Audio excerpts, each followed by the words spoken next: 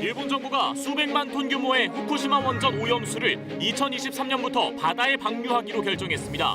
후쿠시마 지역 주민들은 바다 오염을 우려하며 강력히 반발하고 있습니다. 우리 정부는 오염수 방류를 용납할 수 없다며 강한 유감을 표하고 국제적 검증 등 피해 방지 조치를 요구했습니다. 중국도 무책임한 결정이라고 비판했는데 미국은 국제 기준에 부합한 것이라고 평가했습니다. 다중시설 야간 영업을 위한 서울시의 자가검사 키트 도입 제안에 방역당국이 난색을 표하면서 방역 혼선 우려가 나오고 있습니다. 자가검사 키트는 정확도가 떨어져 사용에 신중해야 한다고 전문가들은 지적합니다. 세월호 참사 생존자 15명이 국가배상 소송을 제기했습니다. 아직도 정신적 고통 등에 시달리는데 법이 정한 배상과 보상 신청 기간이 너무 짧아 제대로 된 피해 구제를 받지 못했다고 호소했습니다. 미국 하버드대 램저 교수가 우리의 독립운동과 제주 4.3 항쟁 등을 왜곡하고 폄하하는 논문도 발표했던 것으로 확인됐습니다. 독일 베를린 소녀상을 철거하기 위한 일본 인사들의 왜곡된 서한도 입수했습니다.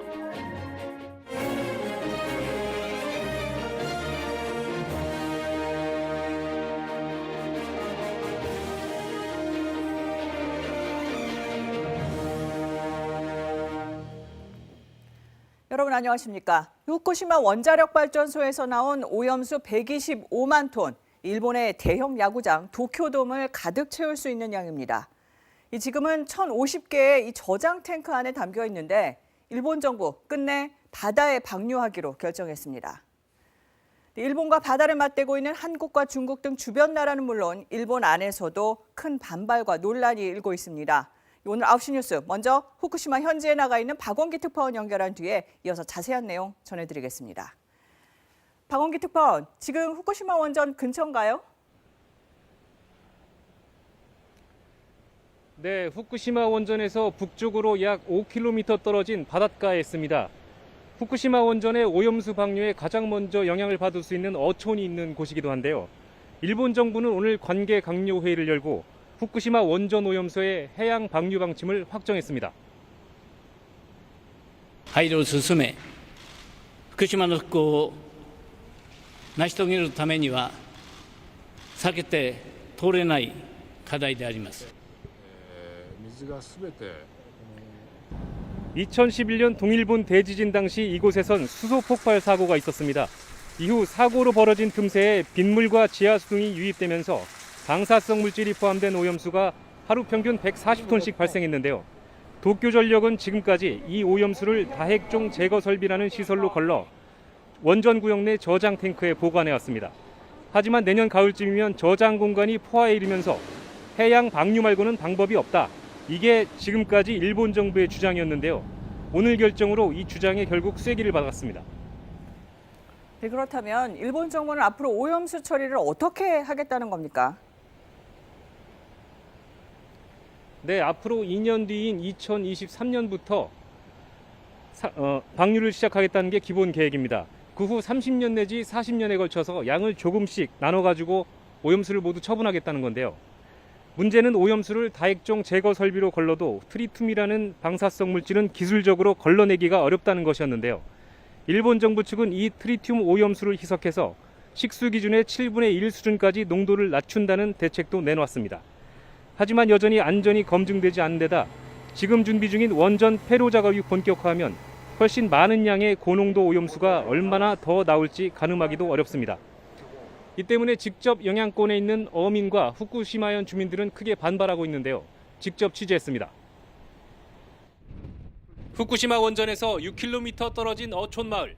30년 동안 물고기를 잡아온 이 어민에게 오염수 방류 결정은 날벼락 같은 소식이었습니다. 魚取って生活してんだから行ってどうなってしまうんだって我々にも分かんねえどうなってしまうのか 지난해 후쿠시마 어획량은 대지진 전인 2010년의 17.5%에 불과했고 후쿠시마산 딱지가 붙은 물고기는 여전히 제값도 못 받습니다. 誰一人納得していないのによ総理大臣の一言でよな決定しましたなっちゃったこれはおかしいよ 방류 결정 소식에 주민들은 후쿠시마현 청사 앞으로 몰려들었습니다. 30年も流されたらもう福島県の漁業の未来はなくなってしまう。 한 농민은 방사능에 오염된 소 모형까지 트럭에 싣고 왔습니다. 후쿠시마 지역민들은 가지야마 경제산업장관의 후쿠시마 방문 예정 시간에 맞춰 오염수 방류 결정을 즉각 철회하라는 항의 시위를 벌였습니다.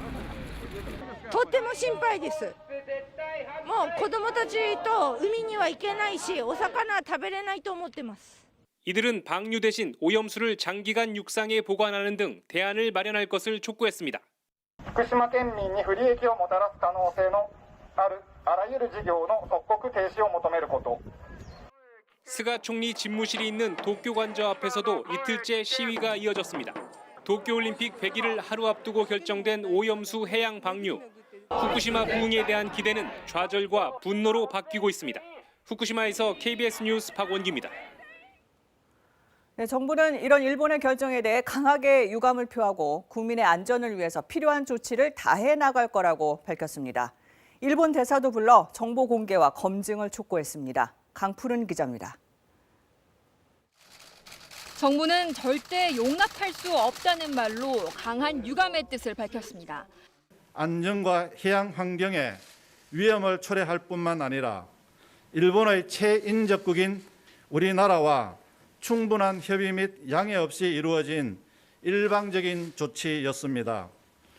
피해 방지를 위한 구체적인 조치를 요구하겠다며 특히 오염수 처리 과정에 대한 투명한 정보 공개를 거듭 강조했습니다. 오염수를 언제부터 언제까지 어떻게 그리고 얼마나 처분할지 등을 묻는 우리 측 전문가의 요청에 일본은 답을 내놓지 않고 있습니다. 우리나라에 대해서는 이행 당사국으로서 충분한 협의를 하고 의견을 수렴한 것으로 생각하지는 않습니다. 국제원자력기구 IAEA의 검증에는 우리 전문가가 참여해야 한다는 게 정부의 방침입니다. 검증을 통해 피해가 확인되면 배상이나 방류 중단 요구 등 단호한 조치를 취할 것이라고 정부는 설명했습니다. 지금도 후쿠시마 인근 수산물은 수입을 금지하고 있지만 해수 방사능 조사 횟수를 더 늘리고 원산지 단속도 더 강화하기로 했습니다. 정부는 또 아이보시 주한 일본 대사를 불러 강력히 항의했습니다. 다만 강한 유감을 전하는 것 말고는 마땅한 대응 카드가 없다는 게 정부의 고민입니다. 국제재판도 검토 중이지만 방류 예정 사실만으론 아직 제소가 어렵다는 게 1차 검토 결과였습니다. 주한 일본 대사는 한국 국민들의 걱정을 잘 알고 있다며 주변국의 환경에 영향을 주지 않도록 책임지고 대처하겠다라고 밝혔습니다. KBS 뉴스 강푸른입니다. 네, 우리 수산업계도 강하게 반발하고 있습니다. 이 어업과 수산물 유통산업이 집중되어 있는 부산으로 가보겠습니다. 정민규 기자, 아무래도 어민들이 가장 민감하게 받아들일 것 같은데 어떻게 얘기하고 있습니까? 네, 지금 저는 전국 최대 수산물 위탁 판매장인 부산 공동어시장에 나와 있는데요. 이것을 근거지로 어업 활동을 하는 어민들이 오염수 방류 소식을 전해 듣고 곧바로 긴급 대책회의를 열었습니다. 국내 수산업계는 지난 2011년 후쿠시마 원전 사고 당시에도 급격한 수산물 소비 위축으로 어려움을 겪었는데요. 이후 소비 진작을 위해 노력했지만 그 여파가 아직도 미치고 있다며 이번에도 수산업계의 타격을 피할 수 없을 거라고 우려했습니다. 어민의 목소리 직접 들어보시겠습니다. 그 당시에도 이와 똑같았습니다. 그때 사고가 터졌지만 아무런 정보가 없었습니다. 저희 어부인들은. 그리고 소비자도 마찬가지입니다. 그렇다 보니 그 직접적인 영향이 있다기보다는 심리적인 요인 때문에. 네, 어민들도 그렇지만 시민사회단체 또 제주도 역시 대응을 준비하고 있다고요. 네, 그렇습니다. 탈핵 시민운동은 일본 정부의 오염수 해양 방출 결정을 이른바 핵테러로 규정하며 강력히 반발했습니다. 시민단체 입장 들어보시죠. 방사능 오염수를 희석해서 버린다고 해도 바다에 버려지는 방사성 물질의 총량에는 변함이 없다. 이들은 방사능 오염수 해양 방류를 막아내기 위한 모든 수단을 강구해 나가겠다고 밝혔습니다. 특히 제주도는 한일 해협과 바로 맞닿은 곳인 만큼 어느 자치단체보다 적극적으로 오염수 방류 중단을 촉구하고 나섰는데요. 원희룡 제주도지사는 후쿠시마 원전 오염수를 방류할 경우 일본 정부를 상대로 소송을 제기하고 국제재판소에도 제소하는 등 강력히 대응하겠다고 밝혔습니다. 지금까지 부산 공동어시장에서 KBS 뉴스 정민규입니다. 네, 일본의 결정에 중국과 미국 반응은 극명하게 엇갈렸습니다. 중국은 무책임하고 일방적인 결정이라면서 비난했는데 미국은 국제 안전 기준에 따른 거라면서 일본 편을 들고 나섰습니다. 황동진 기자가 보도합니다. 중국의 반응은 간결하고 단호했습니다. 오염수 방류 결정은 무책임하고 일방적이라는 겁니다. 这种做法极其不负责任，将严重损害国际公共健康安全和周边国家人民切身利益。 바다는 인류의 공동자산이기에 주변국과 국제사회가 합의하기 전까지 오염수를 배출해서는 안 된다고 못 박았습니다. 타이완 원자력위원회도 방출에 반대하고 있다며 일본에 유감을 표명했습니다. 하지만 미국은 일본의 결정을 공식 지지했습니다.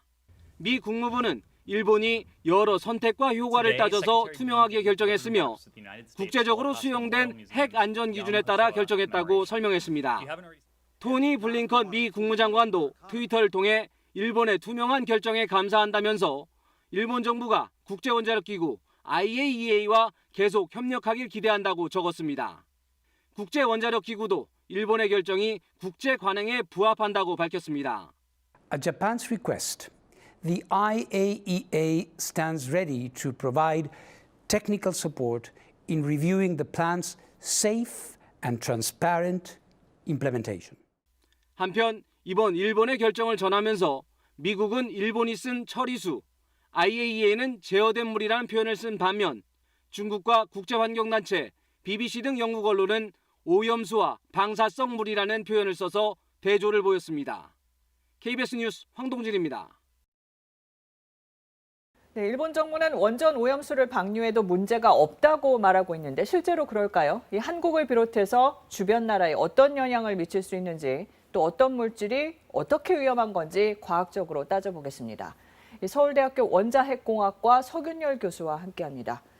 교수님 안녕하십니까? 네, 반갑습니다. 네. 일본 정부는 1차로 정화하고 2차로는 희석까지 하기 때문에 문제 없다 이런 입장인데 과학자로서 이 얘기를 어떻게 판단하시는지요?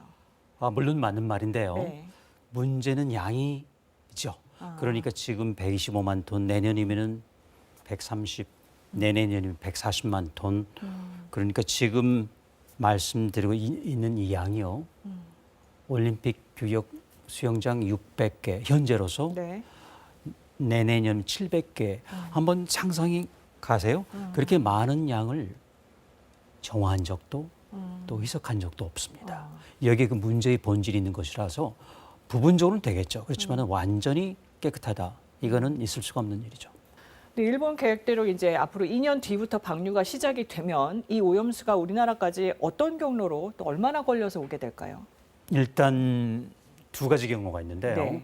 첫 번째는 태평양으로 가다가 증발을 하겠죠. 그거는 만약에 네. 풍향이 바뀌면 언제든지 올 수 있습니다. 그 나머지는 아마도 2년 걸리면은 미국, 캐나다, 멕시코, 서해안에 도착하겠죠. 근데 우리가 걱정하는 건 그거보다는 밑으로 일부가 내려가요, 적도 쪽으로. 네. 근데 덮여지면은 이게 남중국해에서 돌아오게 됩니다. 이렇게 아래로 내려가서 그렇습니다. 중국 앞으로 가서 우리나라로 돌아오는. 오게 되는데 네. 보시죠. 대한해협이 뚫려 있거든요. 그리고 제주도하고 중국 사이에 뚫려 있거든요. 여기를 네. 통해서 오게 되면은 제주도, 남해안, 서해안 그리고 궁극적으로 우리 동해안까지도 오염이 될 수. 물론 그때까지는 조금 희석이 되겠죠. 그렇지만은 중요한 거는 아무리 희석이 되고 뭐 증발하지만은 어딘가 남아 있어요. 그럼 조금 더 구체적으로 들어가 보겠습니다. 이렇게 돌아서 우리나라 앞바다까지 올 수 있는데 구체적으로 어떤 물질들이 문제가 될까요? 기본적으로 200종류가 넘는 방사성 물질이 있어요. 200가지가 넘어요. 그건 그냥 나와요. 네. 우리가 미처 알지 못, 우리가 보통 익숙한 세슘, 스트론튬 있죠. 삼중수소 있죠. 그리고 또 폴로늄, 플루토늄, 중수소, 탄소 14 이루 말할 수가 없죠. 바리움, 코발트. 그래서 62가지를 제거했다고 하는 첫 번째는 그러면은 의문이 들죠. 나머지 140 종류는 어떻게 됐을까? 아마 손대지 않은 것 같아요. 네, 그래서 이제 중국이나 한국 같은 주변국들이 반발하고 있는 건데 반대로 또 미국은 일본 결정을 지지하는 공식 입장을 내놨습니다. 이걸 과학적으로 어떻게 보세요? 저는 과학적으로 볼 때는 답이 없고요. 네. 정치적으로 보면 답이 보입니다. 왜냐하면 미국하고 일본은 안보적으로, 경제적으로 꼭 묶여 있습니다. 지금 특히 민감한 시대 아닙니까? 그렇기 때문에 그리고 또 한 가지 국제 원자력 기구가 미국, 일본의 입김이 굉장히 셉니다. 미국은 일본이 제시한 숫자를 믿겠다. 저는 근데 생각이 달라요. 일본은 바로 이 자리에서 이야기를 했는데요. 10주가 넘도록 사고 진상을 밝히지 않았습니다. 10년 동안 조용히 있다가 우리가 따옴표 처리했어. 처리 순위가 깨끗해. 믿으시겠어요? 믿을 때가 따로 있죠. 그렇기 때문에 저는 신뢰성에 문제가 있기 때문에 그 숫자에 대해서 먼저 짚고 넘어가자는 것이죠. 그럼 마지막으로 궁금한 게 이 원전 오염수 문제를 해양 방류하는 거 외에 다른 해법은 없는 겁니까? 다른 처리 방법 어떻게 보세요? 일본이 네. 제안했던 게 있습니다. 네. 증발시킨다. 근데 그건 아니죠. 기류 따라서 오게. 대기는 아니죠. 더 빨리 올 수도 있어요. 태평양이 일본 거 아니지 않습니까? 우리 것이고 미국 것이고 세계 시민의 것입니다. 거기에 버리면 안 되죠. 자국 내에 잘하는 것이죠. 땅이 있습니다. 시간과의 싸움이거든요. 이 세월이 해결해 주는 겁니다. 네. 그래서 최소한 30년 그리고 300년 갈 수 있는 정도로 하면은 그때는 세슘, 스트론튬 저절로 다 날아가요. 그때까지 시간을 벌죠. 그때는 굳이 그래도 자리가 없다면은 버리면 되겠죠. 알겠습니다. 오늘 여기까지 듣겠습니다. 서균율 교수님 감사합니다. 코로나19 소식 알아보겠습니다. 미국 보건당국이 얀센 백신 접종 중단을 권고했습니다. 미국 질병통제예방센터 등은 얀센 백신을 접종한 환자 일부에게서 드물지만 심각한 혈전 증상이 발생했다며 이같이 밝혔습니다. 우리 방역당국은 얀센 백신 600만 명분에 대한 구매 계약을 체결했고 구체적인 도입 일정은 협의 중입니다. 어제부터 실내에서 마스크 착용이 의무화되는 등 방역 수칙이 강화됐죠. 시행 첫날인 어젯밤 서울 강남 지역 음식점을 중심으로 점검이 이루어졌는데요. 현장에서는 어땠는지 오대성 기자가 동행 취재했습니다. 서울 강남구에 식당과 술집이 몰려있는 먹자골목. 공무원들이 방역수칙 점검에 나섰습니다. QR은 이거 혹시 몇 분 들어오셨는지 명단 볼 수 있을까요? 출입자 명부 작성과 매장 이용 가능 인원이 게시되어 있는지 확인해 봅니다. 인근의 다른 술집. 한 테이블엔 최대 4명까지만 앉았고 간격도 지키고 있습니다. 테이블 간 1m 이상 아니면은 테이블이 좀 갔다 싶으면은 테이블을 띄워놓고서 손님들 앉히거든요. 손님들은 많이 좀 자리 있으면 앉으려고 하시니까. 수도권 거리두기 2단계가 다시 연장된 첫날 5인 모임 금지는 대부분 잘 지켜지고 있었지만 일부 방역 수칙은 그렇지 않았습니다. 음식점 관계자는 환기와 소독을 하고 나면 장부를 남겨야 하는데 대부분 없었습니다. 여기다가 쓰시고 체크하시면 돼요. 그래서 이게 감사합니다. 조금 부족한 것 같네요. 기록으로 좀 남겨주세요. 네, 알겠습니다. 지하에 있는 한 술집엔 3, 4인 손님들로 가득했는데 마스크를 낀 경우는 찾아보기 힘듭니다. 음식점에서도 먹을 때를 빼면 마스크를 쓰도록 수칙이 강화됐지만 현장에선 지켜지지 않는 겁니다. 현장 지도 후에도 따르지 않으면 이용자는 10만 원, 관리자에겐 처음 적발된 150만 원, 최대 300만 원까지 과태료가 부과됩니다. 문제는 단속할 인력이 부족해 현실적으로 점검이 어렵다는 겁니다. 여러 가지 검체하는 의뢰에서 검체 그런 것도 있고 표면에 드러나지 않는 잔혹물도 되게 많아가지고 그 많은 업소를 방역수칙을 현장에 나가서 단속하기에는 좀 한계가 있다고 생각합니다. 정부는 모레부터 이른바 9대 취약시설에 대해 합동점검을 실시해 우수 지자체엔 인센티브를 줄 예정입니다. KBS 뉴스 오대성입니다. 오세훈 서울시장이 다중이용시설 영업을 위해 자가검사 키트 도입을 검토하겠다고 밝혔죠. 이에 방역당국이 신중한 입장을 내놓으면서 양측이 엇박자를 내는 것 아니냐는 우려가 나오고 있습니다. 전문가들은 일관된 메시지가 무엇보다 중요하다고 강조하고 있습니다. 김민혁 기자가 보도합니다. 서울시의 상생방역안 발표에 유흥업계 관계자들은 환영했습니다. 참 다행이라고 생각합니다. 시가를 풀리면서 자율적으로 영업을 하면서 방역수칙을 지켜 나갔으면 하는 게 저희들의 바람이고요. 자가검사 키트 시범 도입에 대해 방역당국은 즉각 우려의 뜻을 나타냈습니다. 권덕철 보건복지부 장관은 한 라디오 프로그램에 출연해 음성으로 나와도 양성일 수 있기 때문에 마스크를 벗고 술을 마시고 대화하다 전체가 감염될 수 있다고 경고했습니다. 감염병 전문가들도 비슷한 입장입니다.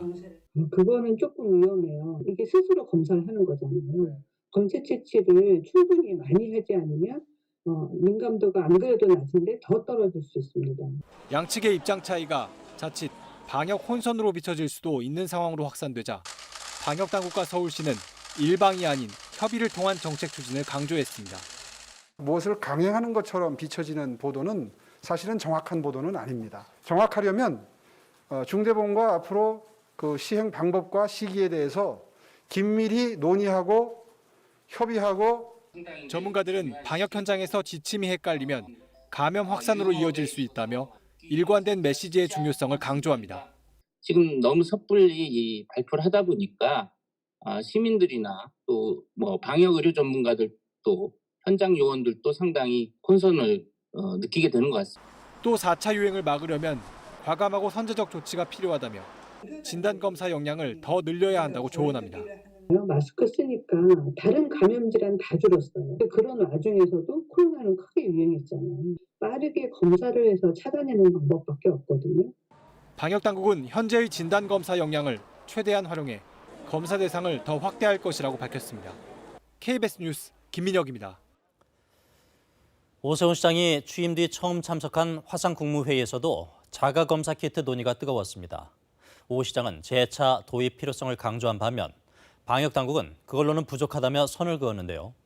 자가검사 키트의 성능과 전문가들의 견해를 양민철 기자가 전해드립니다. 국무회의에 처음 참석한 오세훈 시장. 다중이용시설 입장에 자가검사 키트 시범 도입을 추진하고 있다며 필요성을 거듭 강조했습니다.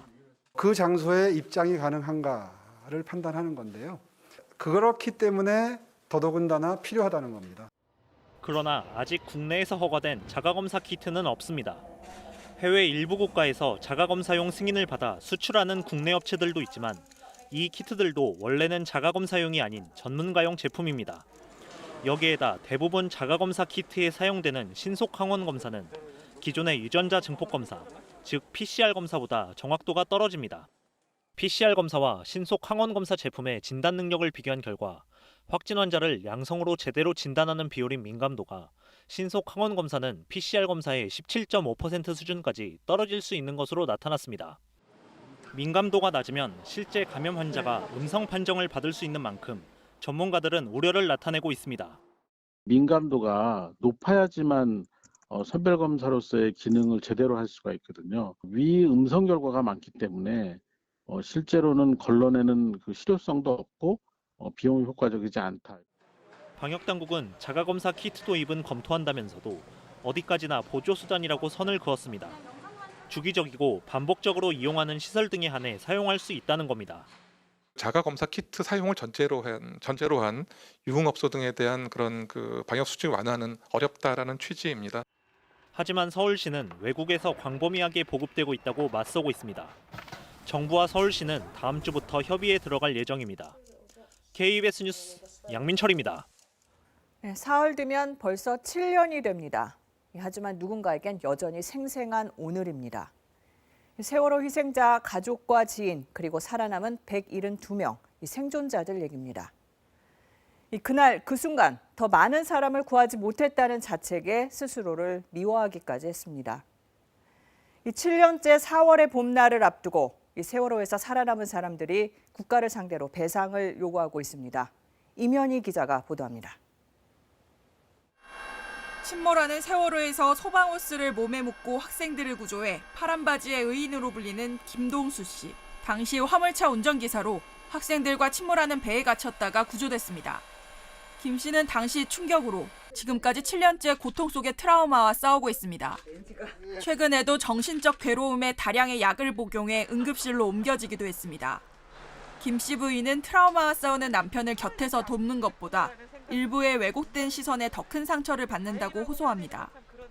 남편 뒤에다 대고 지가 무슨 의인인 줄 알고 영웅인 줄 알고 와서 저렇게 목소리 내냐고 그런 말도 수시로 들고 뭐. 김동수 씨를 포함해 세월호 참사 제주 생존자 15명이 국가배상 소송을 제기했습니다. 세월호 피해지원법의 신청 기간이 6개월로 짧아 배보상을 제대로 받지 못한 데다 대보상을 받은 뒤 나타난 병증도 구제받지 못했다는 겁니다. 트라우마로 인해서 아직까지 계속 정신과 약을 먹으면서 하루하루를 진짜 고통 속에서 보내고 있습니다. 생존자들은 특히 배상금 책정을 위한 후유장애 진단서도 외상 후 최소 2년이 지나야 의사가 발급해 줄 수 있는데 기한이 도래하기도 전에 절차를 진행해 정확히 진단받을 기회도 얻지 못했다고 주장합니다. 의사들도 스스로 인정하는 것처럼 불완전합니다. 장애평가가 다시 이루어져야 된다고 합니다.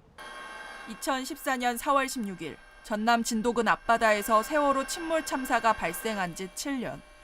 생존자들은 그동안 국가가 신체적, 정신적, 경제적 피해를 구제하고 생활이 안정되도록 지원하겠다는 약속에 책임을 다했는지 묻고 있습니다. KBS 뉴스 이면입니다. 사회적 참사 특별조사위원회가 세월호의 항적을 전송하는 선박 자동 식별 장치 AIS에 문제가 있었다며 추가 조사를 의뢰했습니다. 사참위는 오늘 기자간담회에서 세월호 AIS가 참사 당일 위치 정보를 여러 차례 전송하지 않았다는 분석 결과를 국립전파연구원에 전달해 현재 국립전파연구원이 같은 기기로 실험하고 있다고 밝혔습니다. 사참위는 또 해양수산부도 당일 오후까지 상황실에 잘못된 항적을 표시했고 해명도 석연치 않다고 덧붙였습니다.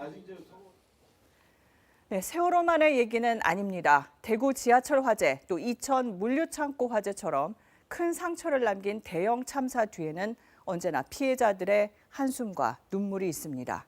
이들의 목소리를 신지수 기자가 들어봤습니다. 남대서양에서 침몰해 20여 명이 실종된 스텔라 데이지호 참사. 4년이 흐른 지금까지도 진상 규명은커녕 유해도 수습하지 못했습니다. 유해를 수습하지 않았어요. 심지어 그렇게 유해를 버려놓고 온 후에도 블랙박스는 복원에 실패했고요. 침몰 원인은 전혀 밝혀지지 않고 있는 상태입니다. 30여 명의 목숨을 화마가 앗아갔습니다. 사건 1년을 앞둔 지금 이천 창고 화재는 사실상 현장 관리자와 하청업체 사람들만 처벌받고 끝났습니다.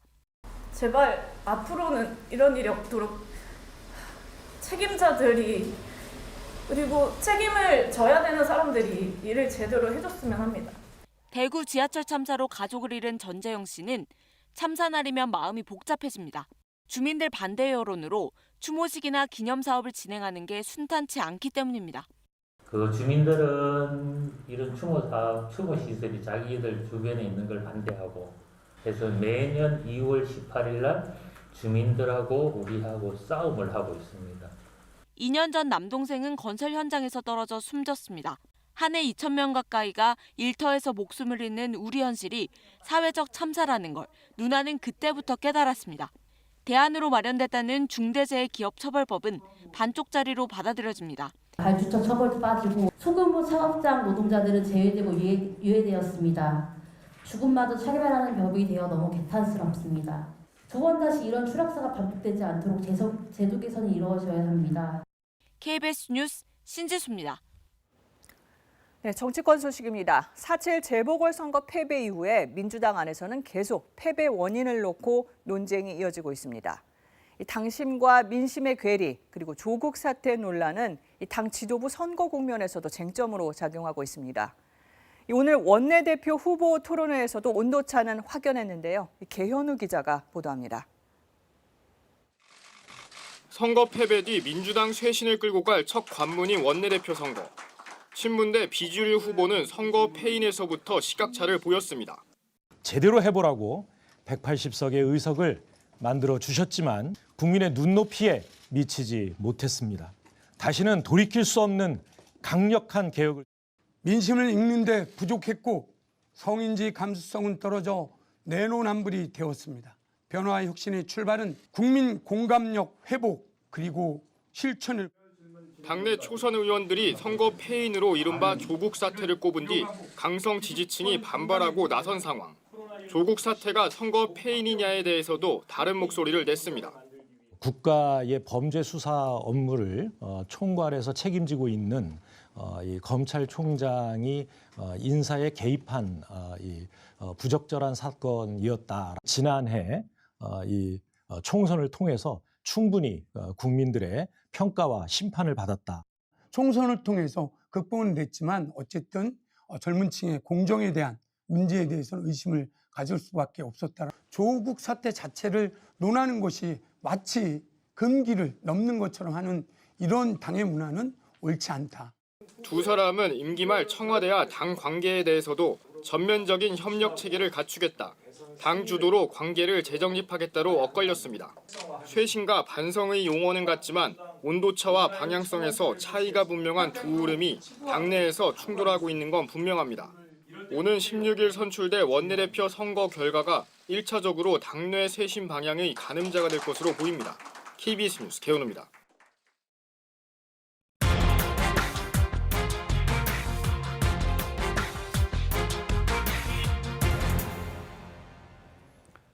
일본의 역사 부정주의를 따르는 학자들의 실체를 밝히는 심층 보도 두 번째 시간입니다. 위안부는 매춘부라는 하버드대 램지어 교수의 다른 논문은 어떨까요? KBS가 전문가들과 함께 살펴봤더니 우리 항일 독립운동은 물론 제주 4.3 항쟁까지 왜곡하고 폄하하는 논문도 있었습니다. 찾은 것만 최소 3편입니다. 안양봉 기자가 보도합니다. 1923년 학살당한 제1조선인은 6천여 명입니다. 우물에 독을 풀었다는 가짜 소문이 퍼지면서 대부분 일본 자경단에 의해 살해됐습니다. 조선인 혐오에 기대서 관동 대지진이라고 하는 커다란 재난을 벗어나려고 하는 그러한 일본 내의 분위기가 반영되어 있습니다. 그런데 램지어는 소문에 일리가 없지 않다며 학살을 조선인 탓으로 돌립니다. 피해자도 400명보다는 상당히 많고 5,100명보다는 매우 적다고 기존 연구를 깎아내립니다. 우리 독립운동도 폄하합니다. 사용한 단어가 무장단체, 공작원, 테러리스트, 폭도. 재난을 보며 상하이 조선인 좌파들이 황홀해했다는 확인도 안 되는 글도 올립니다. 일본과 한반도 사이에 지배관계, 권력관계를 전혀 보지 않고 조선인들의 저항운동이나 독립운동을 범죄 관점에서 불법화하고 있습니다. 이 논문에선 제주 4.3 항쟁도 왜곡합니다. 제주 좌파가 일본으로 건너가는 바람에 29만 명이던 제주 인구가 1957년 3만 명으로 줄었다. 1957년 실제 제주 인구는 25만 8천여 명입니다. 램지어는 이 가짜 정보를 일본의 한 익명 블로그에서 따옵니다. 일본 가짜 정보가 하버드대 교수 논문에 등장한 겁니다. 그리고 램지어는 다른 논문에서 이 밀항자들이 일본에서 테러를 일으킨다고 주장합니다. 관동 대지진의 조선인 학살, 그것이 조선인들의 범죄의 원인이 있다라는 그 논리를 다시 한번 정당화하기 위해서 해방 후에 4.3 항쟁이나 제1조선인 운동사마저 왜곡을 하고 있는 것입니다. 위안부 전문가들은 램지어 논문을 한마디로 압축하면 한국인과 계급에 대한 혐오라고 정의했습니다. KBS 뉴스 안양봉입니다. 일본의 역사 부정주의자들에게 위안부 소녀상은 눈엣가시나 마찬가지입니다. 소녀상이 해외에 설치될 때마다 이들은 온갖 방해 공작을 벌여왔는데요. 지난해 독일 베를린에 소녀상이 세워질 당시 일본 정치인과 교수들이 어느 정도로 방해 공작을 펼쳤는지 유광석 기자가 보도합니다. 지난해 11월 독일 베를린시의 평화의 소녀상을 관할하는 미테구청장과 구의회 의장에게 편지 한 통이 도착합니다. 발신자는 일본 집권여당인 자민당 의원 82명. 자민당 의원들은 서한에서 소녀상은 예술작품이 아니라 일본과 한국 간 매우 민감한 정치적 사안이라며 단지 일본을 겨냥해 일본의 존엄성을 일방적으로 침해한다고 주장합니다. 이어 소녀상이 양국 우호 관계를 크게 해칠 것이라며 통탄을 금치 못한다고 압박합니다. 베를린을 갈등의 장소로 만들지 말라는 경고성 말도 덧붙입니다. 편지는 구의원 모두에게 전달됐습니다. 한 달 뒤 이번엔 일본의 대학 교수 5명이 독일의 일본 연구 학자들에게 서한을 보냅니다. 새로운 역사 교과서를 만드는 모임 창립자 등 대표적인 역사 부정주의 교수들입니다. 이들은 일본과 독일이 2차 대전 동안 연합국에 대항해 싸운 동맹국임을 강조합니다. 그러면서 두 나라가 끔찍한 민간인 손실을 입었는데도 전쟁 범죄에 대한 모든 책임을 져야 했다며 소녀상이 양국 우정을 위협하는 치명적 존재가 되고 있다고 주장합니다. 한국 여성 강제 납치설은 완전히 거짓이고 반일 친북 세력의 거짓 역사로 일본 제국군의 존엄과 명예가 훼손됐으니 명예 회복과 사과가 있어야 한다고 목소리를 높입니다. 일본 교수들은 한국 정부가 강제 납치를 인정해달라고 간청해 1993년 고노다마가 탄생했다며 위안부 강제 동원을 확인한 국제사회 보고서들도 부인합니다. Ich denke, man soll diesen Brief auch nicht zu bekannt machen, weil die Argumente, die da kommen, eigentlich, wie soll man sagen, durch die Literatur und auch durch die Debatten widerlegt sind. 일본 시민들의 이름으로도 항의성 서한이 다수 보내졌지만 미테구 의회는 오히려 소녀상 연구 설치안을 의결했습니다. KBS 뉴스 유광석입니다. 네, LH 전북본부 직원이 경기도 광명 신도시에 이른바 원정 투기를 한 혐의로 구속됐다는 소식 전해드렸습니다. 그런데 KBS가 추적한 결과 이 직원은 자신이 담당하던 전주의 대규모 택지개발지구 땅도 주변 사람들과 함께 사고 판 것이 확인됐습니다. 오정현 기자가 취재했습니다. 경기도 광명 일대 중심으로 이루어진 이른바 전북 원정 투기의 주범으로 지목된 LH 전북본부 직원 정모 씨. 법무사 이모 씨와 함께 구속됐습니다. 내부 정보를 공유해 주변 사람들과 땅 투기한 혐의입니다. 이들의 수상한 땅 거래, 이번이 처음일까? 취재진은 전북 지역 대규모 택지개발 사업을 중심으로 이들의 토지 거래 내역을 추적했습니다. 토지 거래 가운데 효천 도시개발 사업 땅 매매 기록에서 흔적을 발견했습니다. 효천지구는 67만 제곱미터의 4,500가구를 공급하는 사업으로 사업 시행자는 LH입니다. 지지부진하던 사업은 마침내 2012년 말 개발 계획이 확정되고 정부 인가를 얻게 되는데 이보다 1년 앞서 전주사는 A씨가 이곳 땅들을 집중적으로 사들입니다. A씨는 취재 결과 구속된 법무사 E씨와는 고등학교 친구 사이로 확인이 됐고 함께 구속된 LH 직원 정씨와는 가족끼리 아는 사이인 것으로 확인이 됐습니다. 주목할 점은 정씨가 당시엔 전주 효천지구의 담당자였다는 점입니다. A씨와 함께 효천지구 땅을 나눠 가진 5명 가운데 3명은 2017년과 2018년 노은사동 땅을 함께 샀습니다. 이때도 구속된 정씨가 연결고리였던 것으로 추정됩니다. 당명을 어떻게 알았냐? LH 직원이 그런 얘기를 한번 해줬어 우리한테. 경찰 수사를 받는 또 다른 LH 전북본부 직원 가족 역시 개발 직전 효천지구 땅 여러 곳을 다른 투자자들과 샀다가 되팔았습니다. 취재진이 확인한 것만 5천여 제곱미터에 달합니다. 내부 정보를 이용해 땅을 사고 판 반칙 거래. 우연이 아닌 조직적이고 반복적으로 이뤄졌다는 의혹이 짙어집니다. KBS 뉴스 오정현입니다. 네, 그런가 하면 경남 진주시의 전 간부급 공무원은 도로관할 지역 주변의 맹지를 자녀 이름으로 사들인 뒤 4배 가까이 비싸게 팔았습니다. 이게 어떻게 가능했을까요? 김효경 기자입니다. 경남 진주역과 진주시 농업기술센터 지역을 잇는 도로공사가 완료된 건 2015년. 이보다 3년 앞서 국토지리정보원의 공공측량 뒤 도로 건설 계획이 세워졌고 2년 뒤 도로 확포장 공사 설계도가 나왔습니다.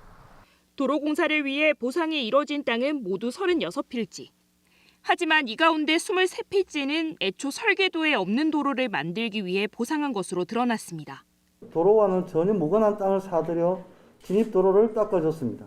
진주시가 부당하게 보상해준 땅은 진주시 옥산리 일원 23필지이며 보상액은 약 2억 2천만 원입니다. 의혹이 제기된 도로를 따라가면 2,900여 제곱미터 규모의 터가 나옵니다. 이 땅의 주인은 진주시 전 도시건설국장의 딸. 2013년 버섯 재배를 위해 1억 2천만 원의 땅을 샀지만 철제 구조물 4동만 있을 뿐 농사 흔적은 찾아볼 수 없습니다. 2015년 도로가 생기면서 맹지였던 이 땅은 지난해 4억 7천만 원에 팔렸습니다. 7년 만에 4배 가까이 오른 겁니다. 공사 감독이나 그 시행하는 팀에서 오면은 그냥 뭐 결제만 하지 뭐 국장이 가장한테 지시를 해가지고 그리 하는 경우는 없습니다. 해당 전 도시건설국장은 올해 초 경찰로부터 무혐의 처분을 받았다고 해명했습니다. 1월달에 제가 그걸 받았습니다. 무혐의 처분을? 예. 인정하지 했다면은 내가 이제 안 하지도 내가 이제 억울하지도 안 하지.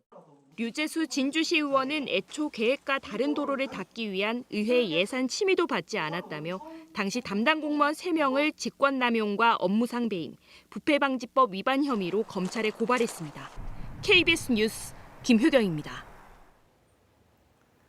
네, 와인 산지로 유명한 프랑스의 부르고뉴 지역입니다. 이 포도밭 곳곳에 포도나무가 냉해를 입지 않도록 불을 피워놨습니다. 오스트리아에서도 배나무 냉해를 막으려고 미세한 물방울을 뿌려줍니다.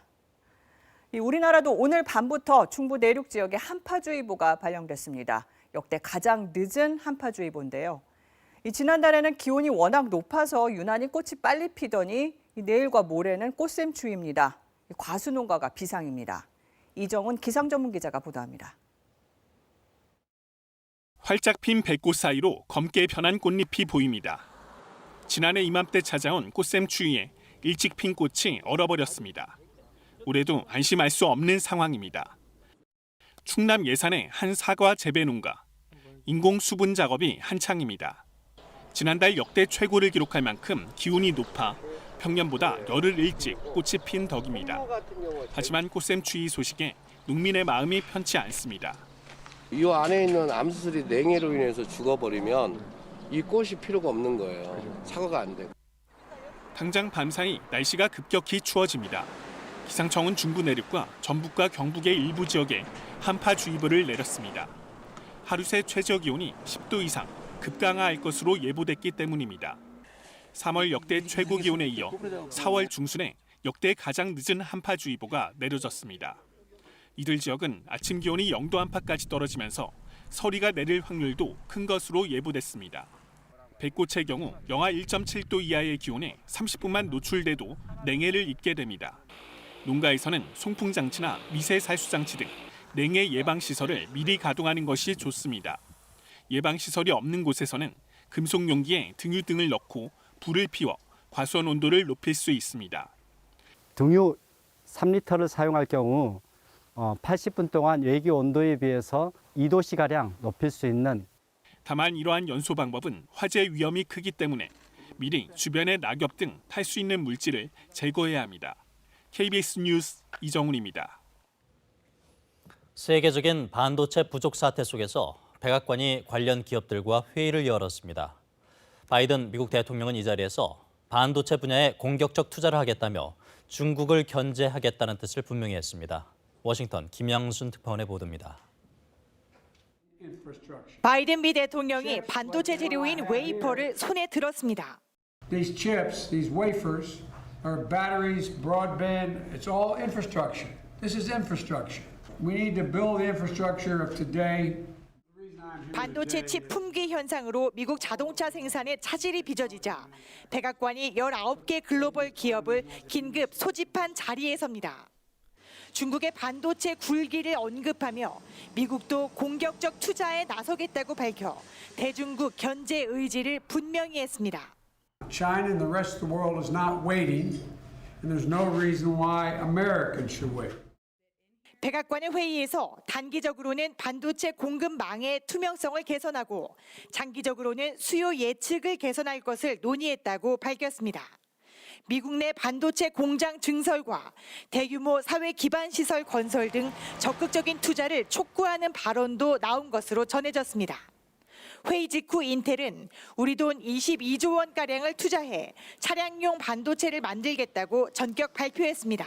And we do believe that it's going to be, continued meaningful investments over the next several years as we build out, the world's largest factory network. 삼성전자도 미국의 20조 원가량의 투자 계획을 조율 중인 것으로 알려졌습니다. 동맹을 강조해온 바이든 정부는 반도체가 미국 경제와 안보에 최우선적이고 시급한 현안이라고 짚었습니다. 중국을 겨냥한 반도체 회의가 단발적으로 끝나지 않을 것임을 시사하는 대목입니다. 워싱턴에서 KBS 뉴스 김양순입니다. 인천의 한 모텔에서 생후 2달 된 아기가 심정지 상태로 발견돼 경찰이 수사에 나섰습니다. 경찰은 아이 어머니가 구속된 뒤 혼자 아이를 키우던 아버지가 학대했을 가능성을 조사하고 있습니다. 장혁진 기자가 보도합니다. 구급대원들이 생후 2개월 된 여자 아기를 구급차로 옮깁니다. 인천의 한 모텔에서 아기가 숨을 쉬지 않는다는 신고가 접수된 건 오늘 새벽 0시쯤. 구급대원이 현장에 출동했을 때 아이의 의식이 없고 심정지 상태였습니다. 그 현장 갔을 때 아버님이 피해를 하고 계셨고요. 코에서 좀 출혈이 좀 있었어요. 등 쪽이 약간 반점인지 청색증인지 게 있었다고 하더라고요. 팔다리에 뇌출혈 진단을 받은 이 아기는 치료를 받고 있지만 위독한 것으로 전해졌습니다. 20대인 아버지 최 씨는 아이가 잠을 자고 있었는데 갑자기 상태가 나빠졌다고 경찰과 소방당국에 말했습니다. 하지만 경찰은 현장에서 아이를 학대한 정황을 확인하고 최 씨를 긴급 체포했습니다. 최 씨 부부는 두 자녀와 함께 경제적 문제 때문에 약 3주 전부터 집을 나와 모텔을 옮겨가며 지내고 있었습니다. 그러다 지난 6일 사기 혐의로 최 씨의 아내가 경찰에 체포돼 구속되자 최 씨는 육아에 어려움을 겪은 것으로 전해졌습니다. 구청 아동보호팀이 자녀들을 위기 아동으로 분류해 시설 입소를 추진했고 아이들의 건강검진이 예정된 날에 사건이 일어났습니다. 그 와이프가 이제 잡혀가니까 혼자 못 보니까 도와달라고 하나 봐. 근데 어디까지 있었는데 아직 가버렸어. 내가 흔들게. 경찰은 최 씨에 대해 아동학대 중상해 혐의로 구속영장 신청을 검토하고 있습니다. 또 혼자 남은 19개월 된 아들은 아동시설에 위탁했습니다. KBS 뉴스 장혁진입니다.